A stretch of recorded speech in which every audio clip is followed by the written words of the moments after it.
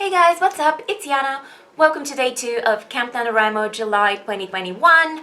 I debated yesterday whether I should even be saying this or calling these Camp NaNoWriMo vlogs, chats, videos, whatever the heck they are. But the fact is, Camp NaNoWriMo is happening right now. It is day 2 of it, so this is technically a true fact.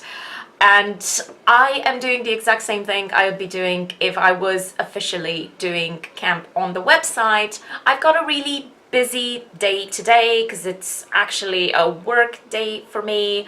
I've got a couple of lessons in the evening, which is always really annoying to me. I hate having something towards the end of the day, not very early on, that's work related, but like work with people related, as opposed to something that's writing or something I'm doing by myself. I just don't like having that, because then your whole day is kind of framed by this thing that you're waiting to happen. It's like working an evening shift. Then again, with that said, I sound incredibly entitled because I literally have to work for like 2 hours today, okay? I've got a couple of lessons to teach and I should not be complaining. But apart from the lessons in the afternoon, I'm gonna try to do some writing. I'm probably gonna go out and write from the beach. We're supposed to have a thunderstorm today, but it's also really, really hot. It's 77 Fahrenheit. I don't work with Fahrenheit, I don't know how hot that is, but like the weather forecast says it's about 28 degrees Celsius. So still pretty hot. So even if there's a storm, even if there's rain, it's very warm at the beach. I'll just sit at the beach bar or whatever. But the very first thing I'm gonna try to do is to try and get my laptop fixed, because look at this thing. Oh, hey Meredith. Look at this thing. Okay, this is all like taped up and this bit is broken and this, where is it? The screen is broken. This thing has been through a lot, and that's mainly because I take it everywhere and I haven't actually dropped it that many times, but like I open and close it too much, and it's not a very expensive laptop, and just from the open and closing, the hinges and all the plastic bits are breaking. So I'm gonna go to a computer place, see if they can actually replace the entire top half of it, and then if they can't do that, I'm pretty sure I can actually order the parts online, and then I'll have a laptop. Alright, so we're back. The situation with the laptop is predictably a little bit complicated, but they're gonna call me to let me know what they can do, how much it's gonna cost, how long it's gonna take them, and all that sort of thing. But what we're gonna do now is actually we're gonna go out and we're gonna buy a book. And the interesting thing about this book is that it was actually written by one of my mom's former colleagues. My mom's a journalist. So one of her colleagues wrote a young adult fantasy series. And I've read the first 3 books. It was originally a trilogy, but now she's come up with a 4th one. So this series, how do I describe it? So there's kind of 2 aspects to it. It's like it's your typical young adult love story with a magical element, and it uses a lot of Bulgarian mythology, which is really cool. The love story itself, I am really not a fan of, because it's kind of the worst tropes about like this is not a healthy relationship and this guy should probably be locked up for his behavior, and also the girl is not too much better either. So I kind of want to strangle the characters most of the time. So that part I'm not a massive fan of.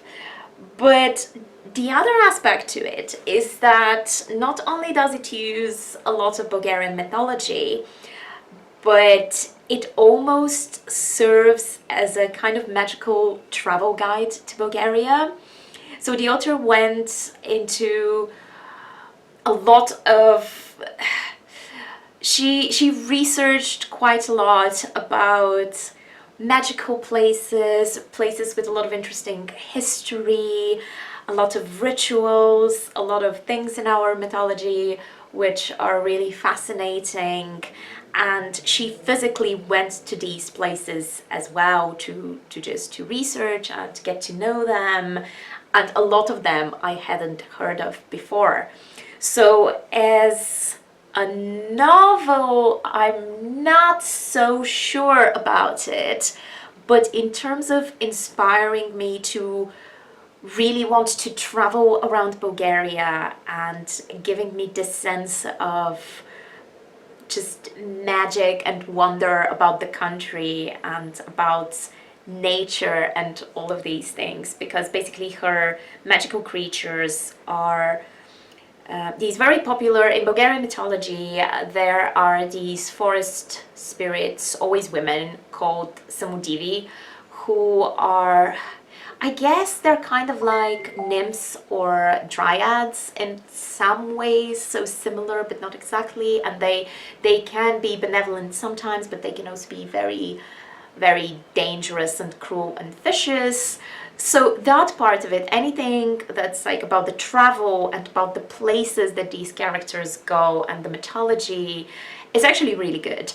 And she also did a really good job at marketing this thing. She's done a lot of events, a lot of trips with like fans to these places. She's created a little fandom. The way that the books look is really nice. So basically this is very, very marketable. She has kind of collaborated with somebody else who makes these little bracelets, which are mentioned in the book as like these special charms that the Samudivi wear. So they kind of sell or give away these charms when there are book signings and premieres of new books and things like that. So all of that is really, really well done, and I cannot not appreciate it. So even though I guess sometimes extremely frustrated reading the love story and reading the characters, I wouldn't say it's badly written in terms of the writing. I hate some of the messages and some of the portrayal of like just relationships.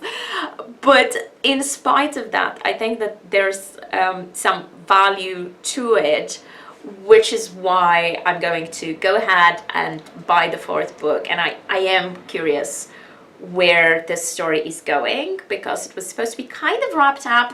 It was left not open, but with, I guess, with the possibility of sequels without making them necessary. So now she's written a sequel. I kind of want to know what she's done with it. So I'm gonna go ahead and buy that, and then after that hopefully do some of my own writing today. So let's go buy a book. Welcome back to the Sea Garden. I showed you the entrance to the Sea Garden in another video from last summer, where I also showed you Varna's Central Beach. But right now we're just sitting at a random clearing because I wanted a place a little bit away from people, because the beach is going to be crowded. I know it looks a little bit cloudy right now, but it's actually insanely hot. So I will be going down to the beach, but I just wanted to take a few minutes to kind of talk to you somewhere where there aren't a bunch of people listening. So here's the new book that I just got, and it looks pretty good. It's a nice cover. In terms of translating the title, that's kind of difficult to do, because I don't think I can't think of this word in English. So it's kind of like, you know, the fairy godmothers that sort of tell you what your gifts are going to be, what your fate is going to be. So it's kind of like that. So in Bulgarian there's a word for that, but it's not like fairy godmother. It's something else. It's basically just for for somebody who tells you what your fate is going to be. So basically, this is written, this is meant to be. That's kind of what that means. So this is just the adjective for that. So it's kind of like meant to be, but not exactly that. It's a more interesting word than that. Okay, anyway, it doesn't matter. So I'm just gonna kind of look through the first few pages of it. Here you can see, where did it go? There we go. There's a little bit of a map, not like a proper fantasy map like you see in many, higher fantasy books, but it does show you kind of just some of the areas that are mentioned if you want to then travel there and if you want to have some context about where everything is happening. And these are all real places in Bulgaria. I don't actually know. I am not as good at geography as I should be, so I can't immediately tell exactly where it is, but just a little bit of a map for context, and then the rest of it is just the book. Obviously, I will probably read a couple of pages of this, but actually, let me flip this. Right, hello, hi. So actually, what I'm listening to at the moment is the audiobook for Lee Bardugo's Crooked Kingdom. I finally managed to get into the Six of Crows duology after several tries. I don't know why it took me so many tries. I do enjoy it now, but I found it difficult to get into it. And that's a little bit strange because it's a found family friendship sort of thing, and I absolutely love these. So it sounded like exactly my kind of thing, and I don't know why it took me so much effort to actually become a fan. I'm properly a fan now. Like I really like the Crows. I want to hear more about them. I'm going to enjoy the snippets in her later books that are about them as well. I think the reason I found it more difficult to get into the first one, obviously the sequel, Crooked Kingdom, is just, it picks off right where the first one left off, so it doesn't feel like a sequel as much as just like a second part to that first book. So that wasn't, I was already invested, but the first one I found difficult to get into. I think because I think Lee Bardugo is a really good writer. I also really love her personality. I am super happy to buy her books and support her, and I very much respect the fact that she has consistently gotten better since her first books. I mean, the Six of Crows and Crooked Kingdom are a lot better than the Grisha trilogy, which I'm not that much of a fan of. But I think one thing that she could still maybe improve upon, maybe she did in her later books, I don't know if she did, is just beginnings, because she tends to start, at least in this duology, the first kind of scenes are from the point of view of these random characters that we don't really care about, and I know that that's kind of to leave a little bit of a mystery and to set the scene, but it doesn't grab me as much. Or maybe it's because I've been listening to these, I've just been listening to the audiobook, I wasn't reading them, so maybe I would have paid more attention and found it easier to get invested if I was reading, because with an audiobook, I like listening to audiobooks, but I find it easier to get distracted while listening, and then I might miss something, and then I guess you're less interested if you don't completely remember or understand what's going on. So there is that. Maybe that was part of the reason. But I am a fan now. I'm super happy to keep reading. So that's what I've been reading. And I think it helps me a little bit with what I'm writing, because I'm not exactly writing young adult. My characters at the moment are a little bit younger, and it's not a heist book that I'm writing, but it does still have this mystery element where you have to put all the little pieces together, just like you do in the plots in her books. So I think that's kind of helping me a little bit, and just in general, good writing helps you get inspired and write your own books. So there's that. And the audiobooks are pretty good. I only have one little complaint, and that's I think it's a great idea to have a different voice actor reading the chapters, which are from the different characters' points of views. But in the second audiobook, with the addition of violence, point of view, I I'm not I'm not sure about the actor reading those chapters, because it's not that he's bad. I don't want to throw shade on anyone, but he has this very kind of over dramatic way of reading, which I don't think necessarily fits Wylan. I know it's not supposed to be necessarily like Wylan's actual voice, more like his inner monologue. Again, and it's third person, so it doesn't necessarily have to sound like him, but it's a little too dramatic. And then the second problem I have is his voice for Kaz is just absolutely hilarious. He sounds like he's trying to portray like maybe a witch from a fairy tale. It's just like, hello, my name is Kaz Brecker. I find it very funny. And then, oh my gosh, my glasses keep falling. And then thirdly, he pronounces certain names differently, and that's so odd to me. When they pronounce names wrong, wouldn't you, like all of the voice actors, just check with the author and ask how to pronounce certain names and words? It just sounds very strange when one of them pronounces it one way and then the next one pronounces it a different way. It's like Kaz's surname is either Rietveld or Reitveld or whatever else. And then a massive pet peeve of mine is with some of the Russian names, because obviously Ravka borrows heavily from Russia. Some of the Russian names that I know are Russian because I'm Bulgarian, and they are two Slavic languages, and I actually know a bit of Russian enough to like understand and speak it a little bit. I certainly know how the names sound, and we have some of the same names. So when some of the Russian names are clearly mispronounced, I'm just like, why was this not fixed? Because it's not difficult. Just ask somebody who knows how this is supposed to be pronounced. Like, for example, I'm pretty sure, unless this was an intentional decision on Lee Bardugo's part to pronounce that differently, but I'm pretty sure Zhenya is supposed to be Zhenya and not Genya, Genya, or any other weird variation of that.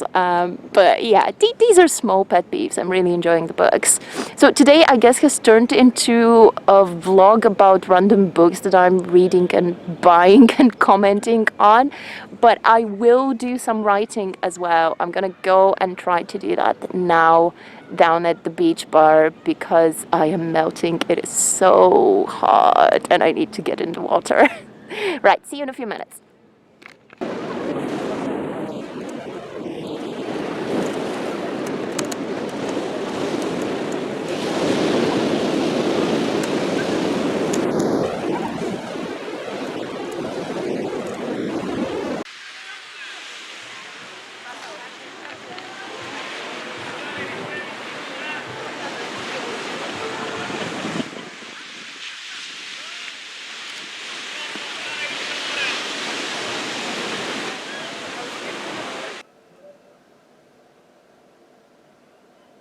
Oh, hi.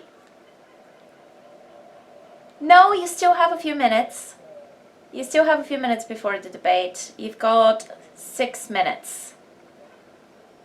You have a problem. Okay, what's the problem? You forgot what the problem was? Well, then it can't have been a very big problem, can it? Right, you've got 5 more minutes. Go and finish up with your team and then come back into the main room for the debate. And if you remember the problem, let me know what it is. Hello! I am so exhausted that I almost forgot to finish this vlog, and I had to come outside because it's completely dark inside now. But it's noisy out here, so I guess you're just gonna either have to deal with noise or just not see me properly. I mean, you probably don't want to see me properly because I look like absolute crap after the beach and after my lessons and after this whole day. And I guess I realized that I talked a lot today about completely random things that had nothing to do with my writing. I talked about other people's writing a little bit, so I guess that counts. But in terms of my writing, what I'm trying to do now is I'm trying to insert a chapter in between two other chapters, which is really annoying because the draft that I have right now, it's pretty solid. It's just that there are several chapters from the same person's point of view that are kind of just run one right after the other, and it feels like there should be a break there. So I'm using this extra chapter that I'm kind of just wedging in there to deliver some extra information and introduce a character that previously was introduced a little bit later. But it's just a little bit annoying because I am actually one of those people who enjoy editing and find it easier than writing the first draft. Well, it depends. At the beginning of the first draft I find very easy. Once it gets towards the middle, which is where I am right now, I don't really, I find it difficult to just get down to the nitty-gritty and add more stuff. I would rather just have the stuff there already and add the bells and whistles and make it look nice. But I'm having to add things now. I'm gonna have to do that later as well, because my draft right now, the way that I write and the way that I edit the first half of my books is usually heavily rewritten and heavily edited by the time I finish a first draft, but then the second half is a lot shakier and the writing is a little bit worse.